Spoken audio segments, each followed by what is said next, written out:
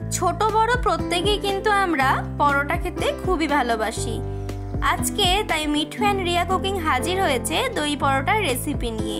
নমস্কার বন্ধুরা, মিঠু অ্যান্ড রিয়া কুকিংয়ে তোমাদের সকলকে স্বাগত। আমার পুরনো এবং নতুন বন্ধুদেরকে পাশে নিয়ে সাথে নিয়ে শুরু করছি আজকের রেসিপি।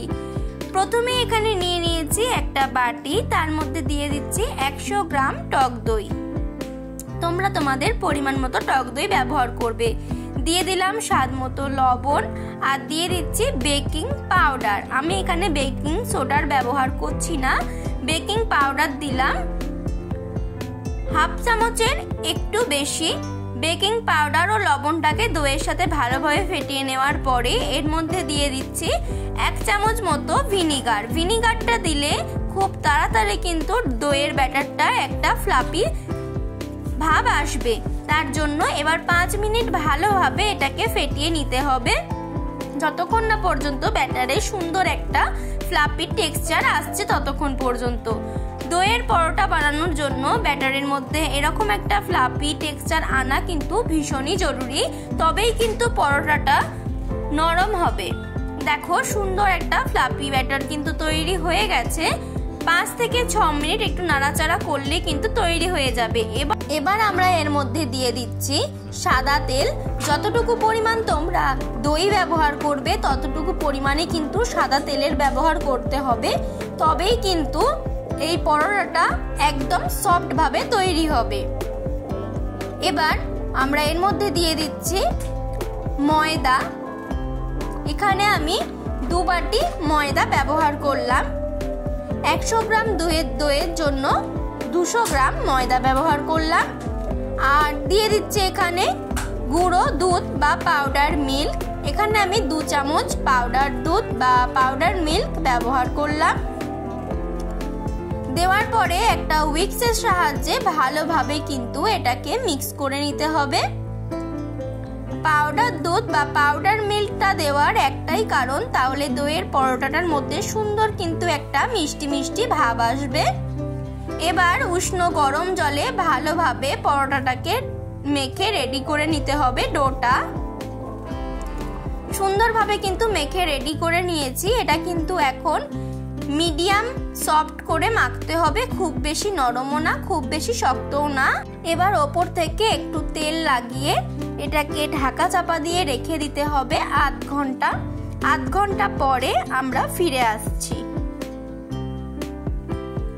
ফিরে এলাম আধ ঘন্টা পরে। এখন কিন্তু তোমরা দেখতে পাবে এটা কিন্তু অনেকটাই সফট হয়ে যাবে।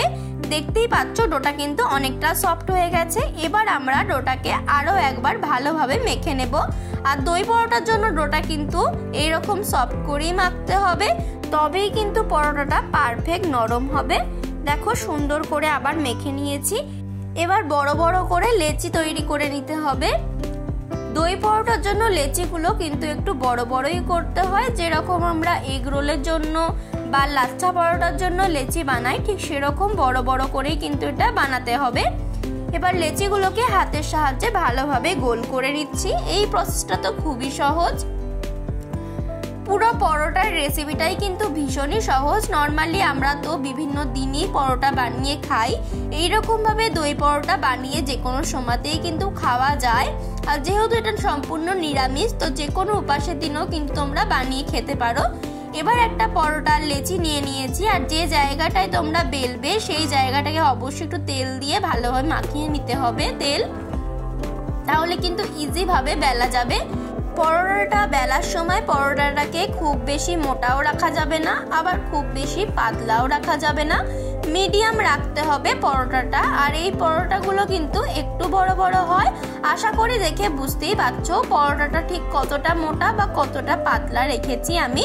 এবার ওপর থেকে একটু সাজিয়ে নিচ্ছি। তোমরা চাইলে এই স্টেপটা স্কিপও করতে পারো, তবে এইরকম ভাবে সাজিয়ে নিলে কিন্তু ভীষণই ভালো লাগে।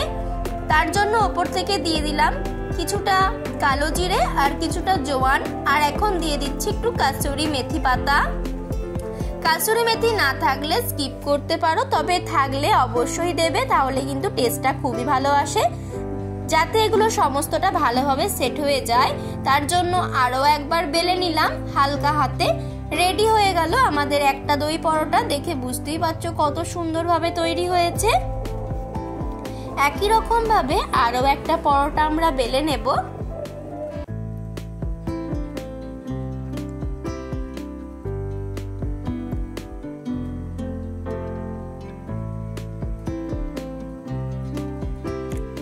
তোমরা দেখে বুঝতেই পারছো এটা ঠিক মিডিয়াম হবে, না খুব বেশি মোটা না খুব বেশি পাতলা। এবার ওপর থেকে একটু তেল মাখিয়ে নিচ্ছি যাতে যে উপকরণগুলো আমি এর মধ্যে সাজাবো অর্থাৎ কালো জিরে, জোয়ান আর কাসুরি মেথি সেগুলো যাতে তাড়াতাড়ি করে এর মধ্যে সেট হয়ে যায় তার জন্য। এবার ওপর থেকে দিয়ে দিয়েছি কালো জিরে, আর দিয়ে দিচ্ছি একটু জোয়ান, আর দিয়ে দেব কাসুরি মেথি।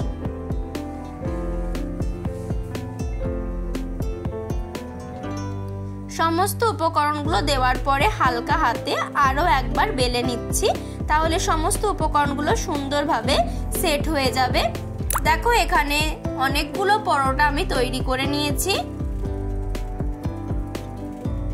এইরকম ভাবে দই পরোটা বানিয়ে বাড়িতে কোনো অতিথি এলে তাকেও বানিয়ে খাওয়া, খুবই প্রশংসা পাবে।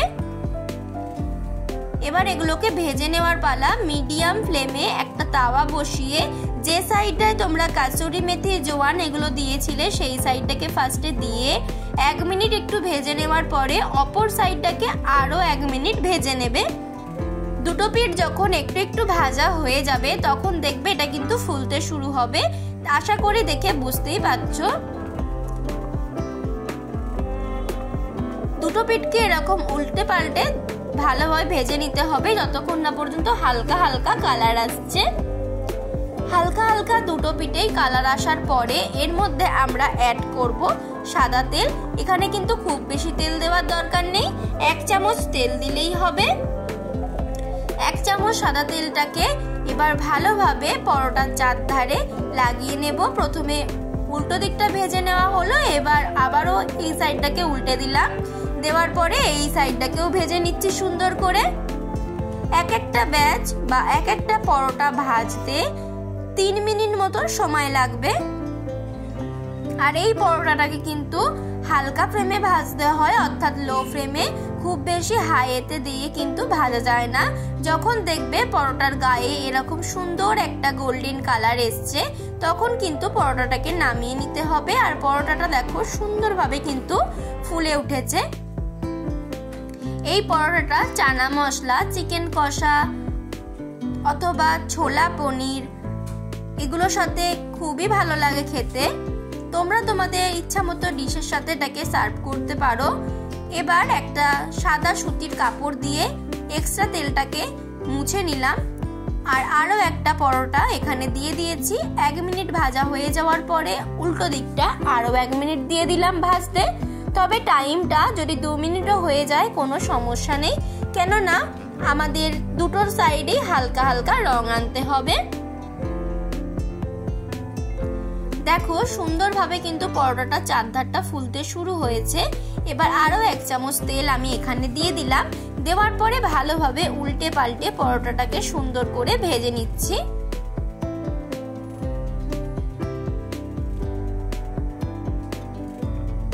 পরোটাটা কিন্তু একটা সাইড সুন্দর করে ভাজা হয়ে গেছে, আরো আর একটা সাইড আমি ভালোভাবে ভাজার জন্য দিয়ে দিলাম। তোমাদের পরোটার কোন রেসিপিটা বা কোন ধরনের পরোটা খেতে তোমাদের বেশি ভালো লাগে অবশ্যই কিন্তু কমেন্ট করে জানাবে। দেখো পরোটাটা কিন্তু সুন্দরভাবে ফুলছে। এইরকম ভাবে উল্টে পাল্টে পরোটাটাকে ভালোভাবে ভেজে নিতে হবে। একটা সাইড কিন্তু সুন্দর কালার চলে এসেছে, দেখতেই পাচ্ছ।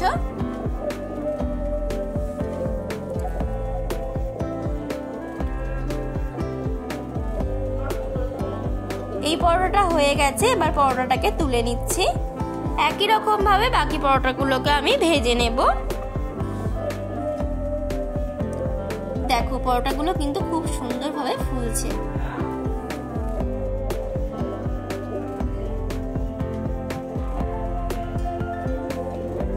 ধীরে ধীরে কিন্তু পরোটাগুলো খুব তাড়াতাড়ি সুন্দরভাবে ভাজা হয়ে যাবে। প্রথম পরোটাটা ভাজতে একটু দেরি হবে।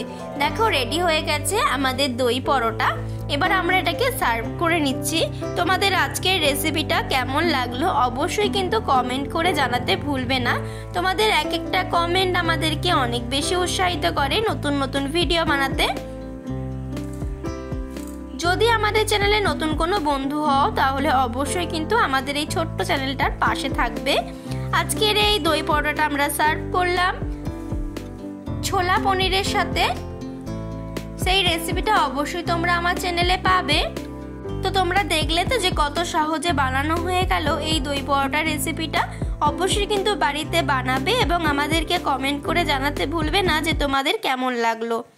এই পরোটাটা কিন্তু ভীষণই সফট হয়। দেখো তোমাদেরকে একটা আমি ছিঁড়ে দেখাচ্ছি। দেখো কত সুন্দর তৈরি হয়েছে। আজকের মতো তাহলে ভিডিওটা এখানেই শেষ করছি। সবাই ভালো থেকো, টাটা।